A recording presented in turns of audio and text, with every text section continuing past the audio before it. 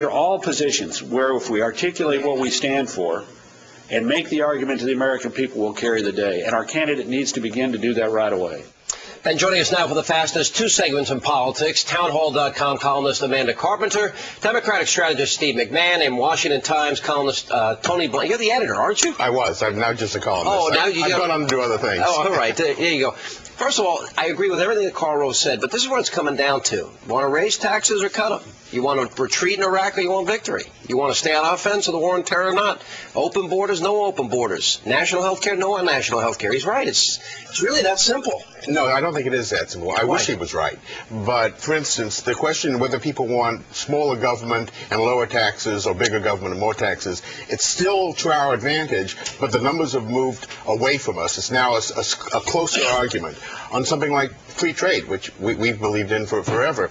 Wall Street Journal poll shows that 59% of Republicans think we lose more from trade than we gain. So there's a lot of education that's going to have to come in. Unfortunately, as the world has been shifting, it's not been shifting in favor of the issues that we've been championing. Well, Amanda, it sounds to me then that we may be moving towards, or there may be a desire to move towards European socialism, and if that's the case, they'll get that with Barack Obama, Hillary Clinton, or John Edwards.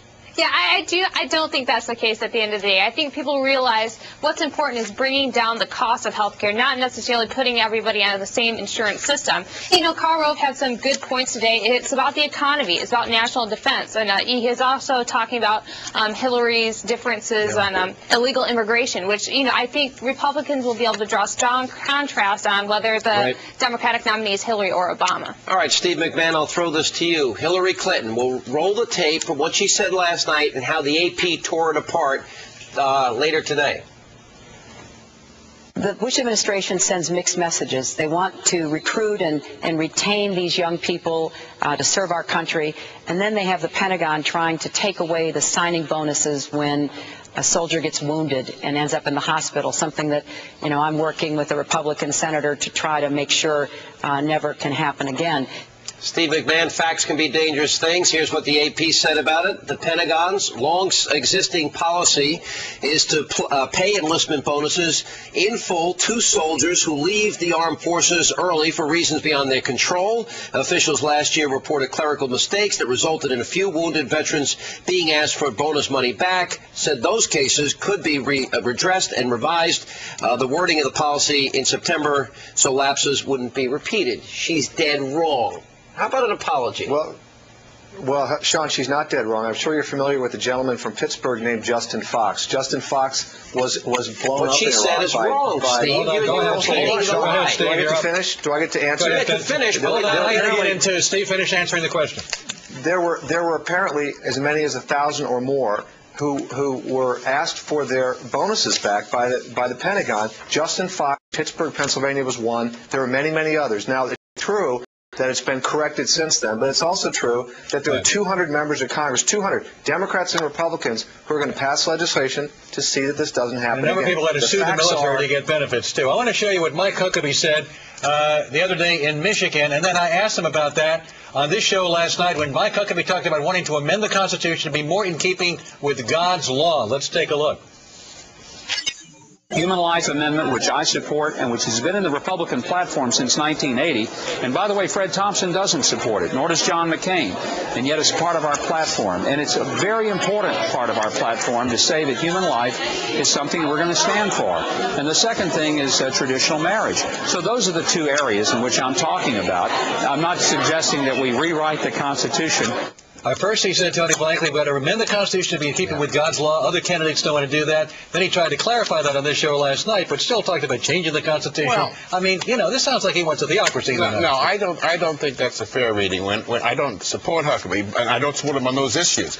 But I understood immediately what he was talking. He was talking about the abortion amendment and the gay marriage amendment. We all knew what that was. Now, you can agree or disagree with that, but that, as he mentions, that's been in the Republican platform, the anti-abortion provision, and we do amend the Constitution. He's not talking about creating a theocracy, and I think that's playing to a stereotype unfairly. Well, when you start talking about changing, Amanda, the Constitution as being more in keeping with God's law than what we currently have now, that certainly sounds like movement toward a theocratic government, doesn't it? Well, it's one thing to talk about amending the Constitution in terms of the federal marriage amendment and something with abortion, but when Mike Huckabee gets into this territory where he's talking about, a living, amendable Constitution, this is where he begins to sound more like a Democrat, and he begins to have Democrats don't want to change the Constitution with all these base. amendments. What are you talking about, or God's law? Let's show Barack Obama, who appeared today on Al Sharpton's radio show. Let's listen to what he had to say. Restoring that balance that has been missing from our economic policies, and it's going to get worse right now because we've got a recession, and as you know, when America gets a cold, Black America gets pneumonia. That's for sure. So we're going to be seeing more layoffs. It's going to be harder for folks to find jobs. Our unemployment rate, which is already much higher than the general population, could go up even further. Steve McMahon, they didn't talk much about race, but it seems that Democrats are not focused on race. They're really focused on issues at this point. I think they've moved beyond the gender versus race argument. I think they're focused on what Barack Obama talked a little bit about last night, leveling the economic playing field. When you have a tax system that enables Warren Buffett to make $46 million and pay a lower rate of tax than his secretary, that's a problem. It strikes a chord with the middle class. He's going to keep talking about it, and it's why Democrats are going to do well next November.